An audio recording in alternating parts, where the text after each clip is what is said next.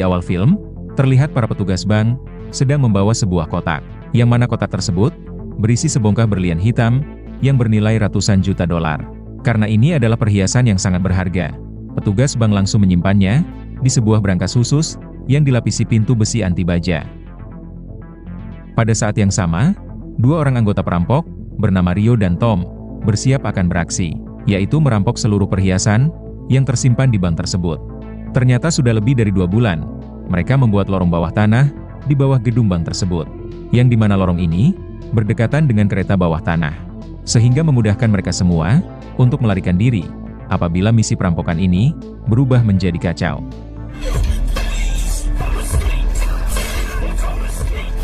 Saat itu juga, Tom dan Rio mulai menelusuri lorong itu, sampai pada akhirnya mereka tiba di titik tepat di bawah lokasi berangkas. Kemudian, Rio menghubungi atasannya yang diketahui bernama Raul.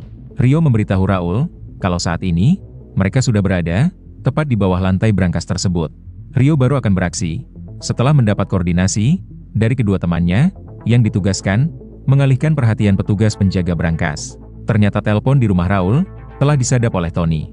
Diketahui kalau Tony adalah seorang agen rahasia Taiwan yang juga mengincar sebongkah berlian hitam yang bernilai ratusan juta dolar tersebut. Saat itu juga, Tony berusaha menyusup ke apartemen Raul yang berada di lantai atas.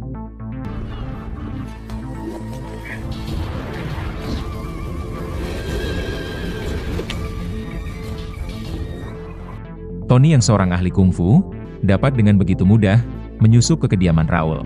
Tanpa basa-basi, Tony langsung melumpuhkan Raul.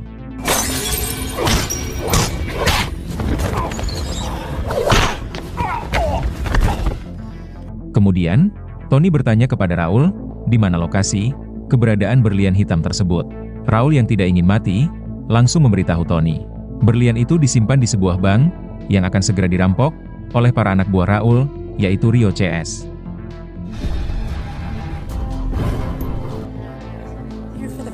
Pada adegan lain, kita diperkenalkan dengan Tina dan Simon, yaitu kedua rekan Rio, yang bertugas mengalihkan perhatian petugas bank, agar Rio dan Tom bisa menyusup ke dalam ruangan berangkas tersebut.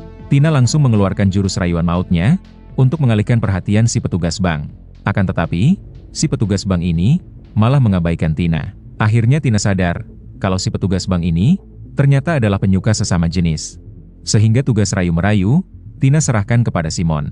Sedangkan Tina sendiri akan bergabung bersama Rio dan Tom. Ramon yang bukan penyuka sesama jenis, dengan begitu terpaksa, berusaha merayu si petugas bank ini. Dan upaya Simon ternyata berhasil, perhatian petugas bank ini teralihkan.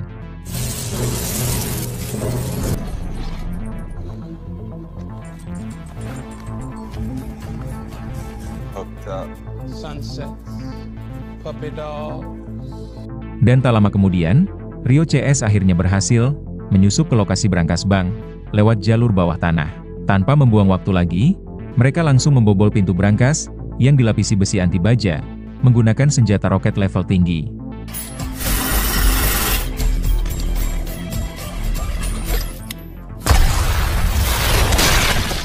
Pada saat yang bersamaan, Tony yang sudah mengetahui lokasi bank tersebut langsung melaporkannya kepada polisi. Sementara itu, Rio CS mulai beraksi menjarah seluruh perhiasan berharga yang ada di dalam berangkas, termasuk menjarah berlian hitam yang bernilai ratusan juta dolar.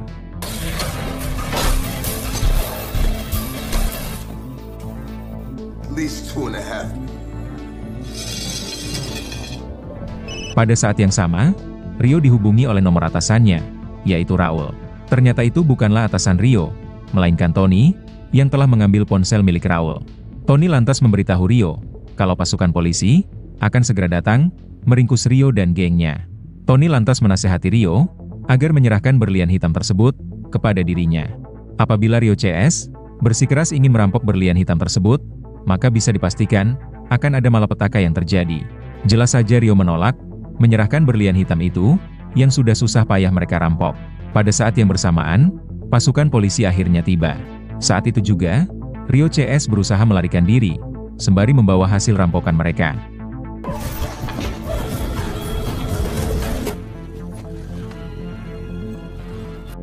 Setibanya di lorong kereta bawah tanah, mereka bertiga langsung berpencar. Tina dan Rio nyaris saja berhasil diringkus oleh polisi.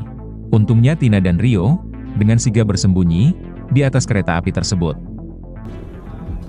Clear.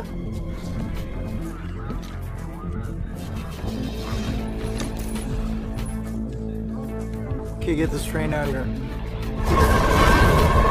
Sementara itu, Tom berhasil dicegat oleh Tony.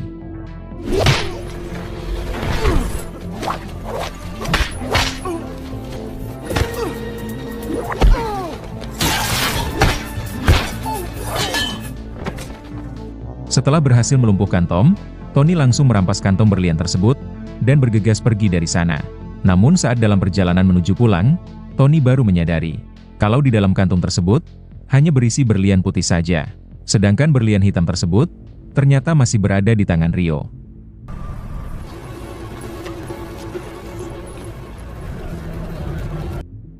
Sementara Rio sendiri sekarang sudah berada di rumah menemui anak sematawayangnya. Kebetulan pula hari ini, anak Rio sedang berulang tahun. Kemudian, Rio menghadiahkan putrinya ini sebuah kalung berlian. Tanpa si putri sadari, kalau hadiah kalung tersebut adalah hasil rampokan si ayah.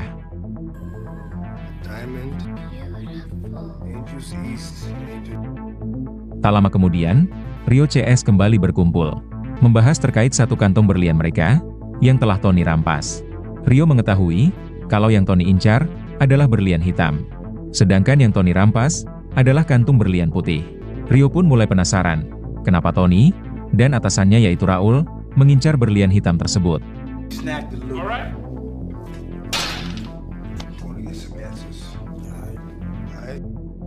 Saat itu juga, Rio meminta bantuan teman mereka untuk meneliti berlian hitam tersebut, yaitu untuk mencari tahu kenapa berlian hitam ini begitu sangat diincar. Yellow, blue. Not like this. Berpindah ke Raul, yang sudah dalam kondisi sekarat. Raul baru saja disiksa habis-habisan oleh sekelompok orang. Ternyata mereka ini adalah geng mafia yang juga sedang mengincar berlian hitam tersebut. Tak lama setelah mereka pergi, Rio pun datang untuk menemui Raul. Rio pun kaget melihat atasannya ini sudah tidak bernyawa lagi. Tony yang juga berada di sana, langsung keluar menghampiri Rio. Rio yang mengira, kalau Tony lah yang menghabisi bosnya, ia pun sangat marah, dan langsung menyerang Tony. Tony berusaha memberitahu Rio, kalau bukan dirinya, yang telah menghabisi Raul. Namun Rio tidak percaya, dan terus berusaha menghajar Tony.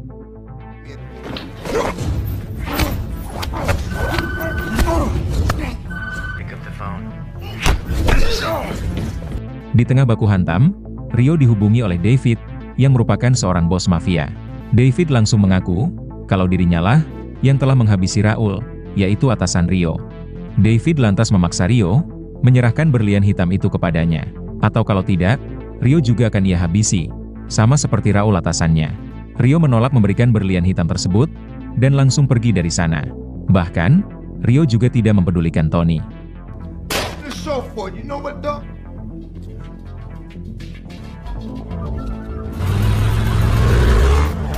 Namun di tengah perjalanan, Rio pun menyadari, mobilnya sedang dibuntuti oleh dua orang anak buah David. Tapi tanpa mereka sadari, Tony juga membuntuti dari arah belakang. Rio langsung turun dari mobil, dan langsung menghajar mereka berdua.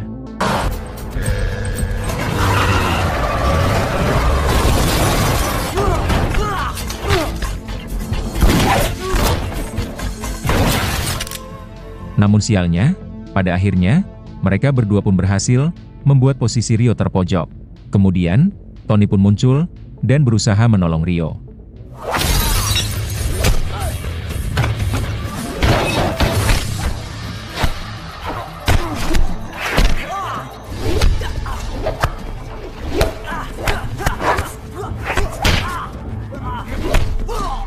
Duel 1 lawan 1 berlangsung cukup sengit. Namun pada akhirnya, Tony dan Rio berhasil melumpuhkan kedua anak buah David ini.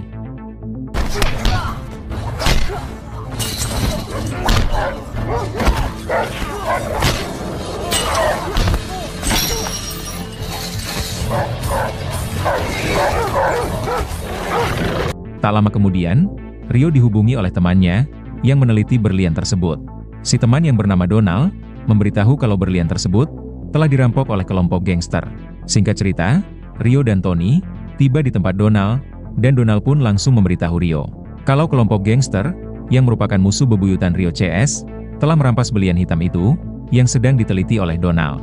Donald yang seorang diri terpaksa menyerahkan berlian tersebut kepada kelompok gangster yang sedang memegang senjata. Mengetahui itu, Rio langsung ingin menemui si bos gangster untuk mendapatkan kembali berlian tersebut. Tell me nothing. That's I can't even get U.S. Special Forces. Namun saat hendak pergi, Rio kembali dihubungi oleh David, memberitahu kalau mereka telah menculik putri Rio. Jika Rio ingin putrinya selamat, Rio harus dengan segera menyerahkan berlian hitam tersebut. Kemudian, David meminta Rio memberikan telepon itu kepada Tony. Setelah tersambung, David langsung menyapa Tony dan memanggilnya sebagai teman lama. David memperingatkan Tony agar jangan ikut campur dengan urusannya kali ini, apabila Tony masih sayang dengan nyawanya. Ternyata Tony dan David sudah saling mengenal satu sama lain. Tony langsung memberitahu Rio bahwa sebenarnya Tony adalah agen rahasia Taiwan. Tony ditugaskan oleh pemerintahan Taiwan mengambil kembali berlian tersebut. Ternyata berlian hitam yang bernilai ratusan juta dolar itu dulunya adalah milik Kaisar Dinasti Ming. Akan tetapi, saat perang terjadi, berlian hitam tersebut dirampas oleh penjajah asing. Sedangkan David sendiri sebenarnya adalah mantan sahabat Tony yang juga seorang agen rahasia Taiwan. Tapi David malah membelot dan menjadi bos mafia yang juga mengincar berlian itu.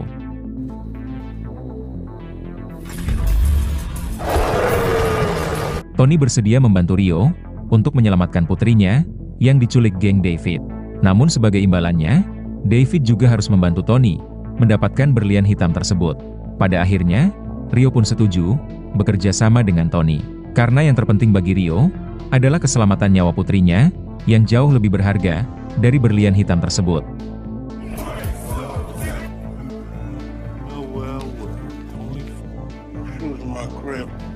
Singkat cerita, Tony dan Rio tiba di penjara menemui si bos gangster yang telah mencuri berlian hitam itu dari tangan Donald. Si bos gangster ini diketahui bernama Pablo. Meskipun sudah mendekam di penjara, Pablo masih tetap bisa beroperasi, mengelola semua bisnis haramnya dari balik jeruji besi. Dari sini kita bisa tahu, Pablo adalah seorang bos gangster yang cukup berpengaruh, yang memiliki banyak antek-antek, mulai dari para bandit kelas kakap hingga pasukan polisi korup. Rio lantas memohon kepada Pablo agar menyerahkan kembali berlian hitam tersebut untuk diserahkan kepada David yang telah menculik putrinya. Akan tetapi, Pablo menolak menyerahkan berlian itu dan berkata bahwa keselamatan putri Rio bukanlah urusannya.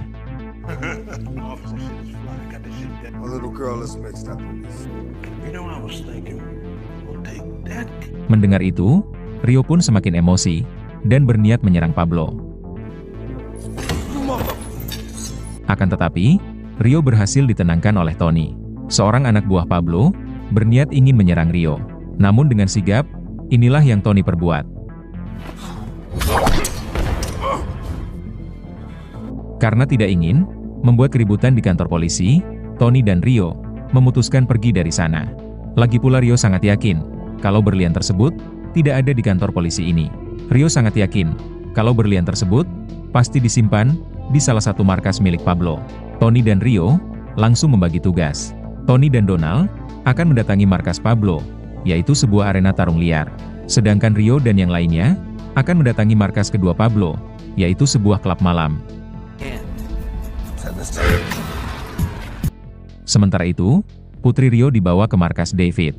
Setelah tersadar, putri Rio yang masih berada di dalam truk berusaha melarikan diri dengan mengendarai truk tersebut. Namun pada akhirnya, upaya putri Rio gagal dan kembali ditangkap oleh para anak buah David.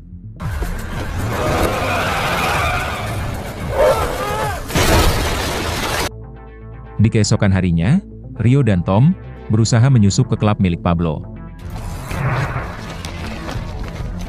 yang dijaga dengan sangat ketat oleh para anak buah Pablo, termasuk para polisi korup. Karena tidak ingin membuat keributan, Rio terpaksa menyusup secara diam-diam ke dalam ruangan pribadi Pablo. Rio sangat yakin kalau di ruangan itulah berlian tersebut disimpan. Seperti biasa, Tina dan Simon bertugas mengalihkan perhatian para pengawal inti. Tina mengeluarkan jurus mautnya Sedangkan Simon sendiri menggunakan keahliannya dalam menyamar, di mana kali ini Simon menyamar sebagai petugas pembersih serangga.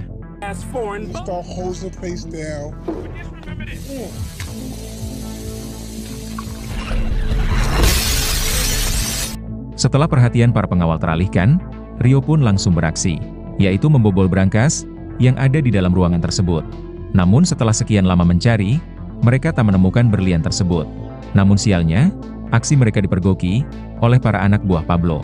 Berada di dalam posisi terpojok, Rio lantas memaksa semua temannya melarikan diri dari sana.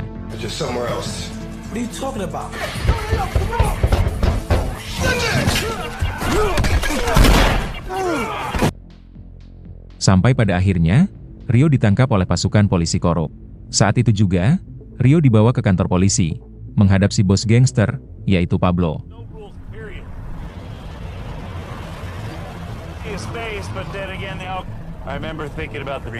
Berpindah ke Tony dan Donald, yang baru tiba, di arena tarung milik Pablo. Terlihat di arena, sedang berlangsung tarung gaya bebas. Agar bisa masuk ke sana, mereka harus mendapatkan kartu khusus. Sehingga dengan terpaksa, Donald malah mendaftarkan Tony sebagai petarung terbaik Asia, agar mendapatkan kartu masuk.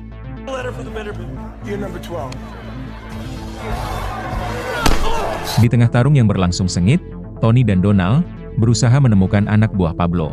Si anak buah Pablo, yang mencuri berlian itu dari Donald, yang diketahui memakai cincin berlian langka.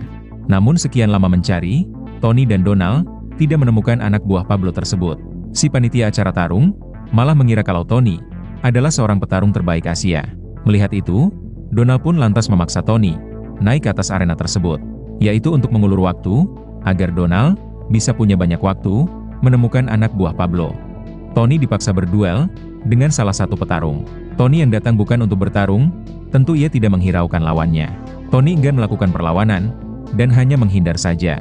Si lawan yang terus melakukan penyerangan, malah kelelahan sendiri, hingga akhirnya tumbang dan kalah. Alhasil, Tony pun menang, tanpa melakukan perlawanan. Melihat Tony, yang seakan menganggap remeh lawannya, membuat semua petarung marah. Hingga mereka semua kompak, naik ke atas arena, untuk mengeroyok Tony. Karena kalah jumlah, kali ini, Tony terpaksa melakukan perlawanan.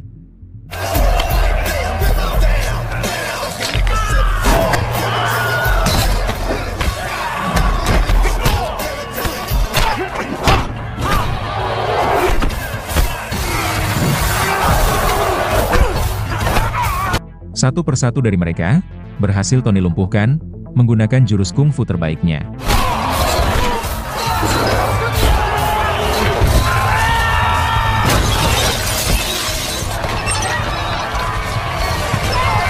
Tony yang keluar sebagai pemenang disambut sorakan kagum dari para penonton. Sementara itu, Rio sudah tiba di depan kantor polisi. Pada saat yang sama, Rio berhasil melepaskan borgolnya. Kemudian, Rio berusaha melarikan diri dengan mencuri kendaraan polisi.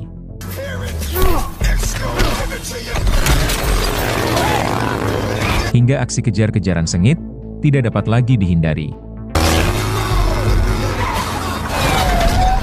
Gedung demi gedung berhasil Rio terobos.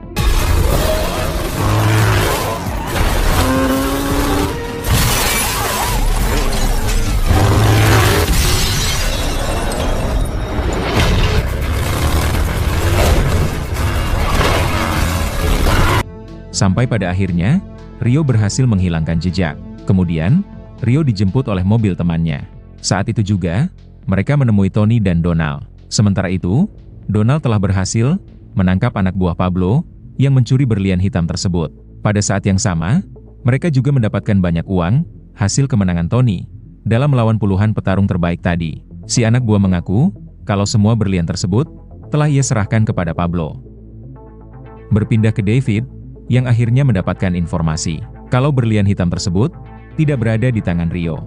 Sekarang berlian tersebut berada di tangan si bos gangster, yaitu Pablo. Saat itu juga, David mendatangi penjara untuk menemui Pablo. Setelah bertemu, David langsung memaksa Pablo memberitahu di mana keberadaan berlian itu sekarang. Akan tetapi, Pablo memilih bungkam. Dan bahkan dengan beraninya, ia malah mencaci maki David. David yang semakin emosi, langsung menghabisi Pablo, saat itu juga. Pada akhirnya, David berhasil menemukan berlian hitam tersebut, yang ternyata disimpan di dalam sel Pablo. Berpindah ke Tony, yang sekarang sudah berkumpul dengan Rio CS. Setibanya di kantor polisi, mereka dibuat kaget, mendapati Pablo telah tewas, berikut dengan polisi korup, yang sudah tewas bergelimpangan. Tony bisa langsung menyimpulkan, ini semua adalah ulah David, mantan agen rahasia pembelot. Tak lama kemudian, mereka menemukan berlian hitam, yang hanya tersisa satu saja. Yang mana itu berarti, sisa berlian hitam tersebut, sudah berada di tangan David. I know. Kendati demikian, Tony tetap tidak putus asa. Tony cukup percaya diri, bisa mendapatkan berlian tersebut, sekaligus menyelamatkan Putri Rio. Namun Tony dan Rio CS, masih belum mengetahui, lokasi markas geng mafia David. Berpindah ke David, yang sangat bahagia, karena pada akhirnya, ia berhasil menemukan berlian tersebut. Tanpa membuang waktu lagi, David langsung melelang berlian hitam itu, kepada para kolektor, dari seluruh dunia. Ternyata berlian itu, bukan hanya perhiasan biasa. Di dalam berlian tersebut, terkandung zat kimia, yang bisa dijadikan sebagai formula, untuk membuat senjata berkekuatan nuklir. Jadi tidak heran, kenapa berlian hitam ini, diincar oleh orang dari seluruh dunia. Karena harganya yang sangat mahal, rupanya yang berkilauan indah, dan juga bisa dijadikan senjata mematikan, untuk memenangkan perang.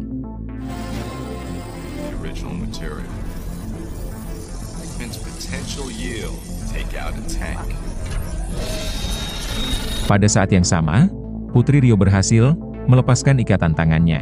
Di dalam truk tersebut, ia menemukan sebuah ponsel, dan langsung menghubungi ayahnya, yaitu Rio. Daddy? Namun sialnya, si Putri tidak mengetahui alamat lokasi keberadaannya sekarang. Tak lama kemudian, telepon itu pun terputus. Machine. It's like a laser. Daddy? Saat itu juga, Tony dan yang lainnya mulai melacak keberadaan Putri Rio dari panggilan telepon tersebut. Setelah ditelusuri, akhirnya mereka mengetahui alamat lokasi markas geng David. Tanpa membuang waktu lagi, Tony dan Rio CS langsung meluncur ke sana. Sementara itu, lelang sudah dimulai. Semua peserta lelang berlomba-lomba memasang harga tinggi untuk mendapatkan berlian hitam tersebut.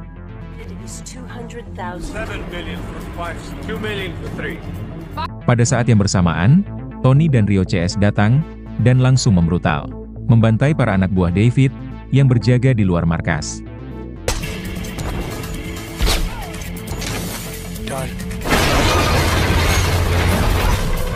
Setelah itu, mereka langsung menerobos masuk ke dalam markas, hingga baku tembak sengit tidak dapat terelakkan lagi.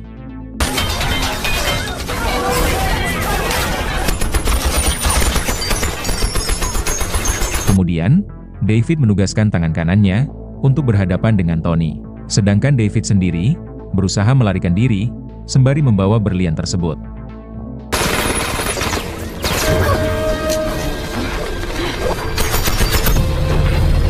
Kemudian, Tina datang dan berhadapan dengan tangan kanan David, agar Tony bisa mengejar David untuk mendapatkan berlian tersebut. Sementara Rio berusaha menyelamatkan putrinya sembari melawan anak buah David yang masih tersisa. Sedangkan Tony berusaha mencegat David yang berusaha kabur dengan menggunakan sebuah helikopter. Namun pada akhirnya, Donald berhasil menembak helikopter tersebut.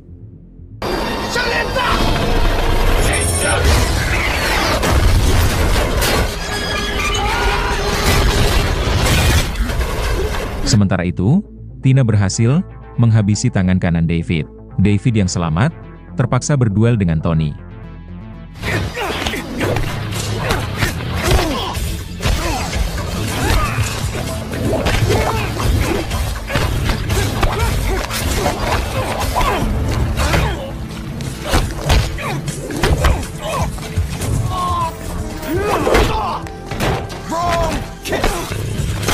Duel berlangsung lama dan sengit, mengingat keduanya merupakan agen rahasia terbaik Taiwan. Namun pada akhirnya, Tony berhasil menghabisi David menggunakan senjata bahan radioaktif.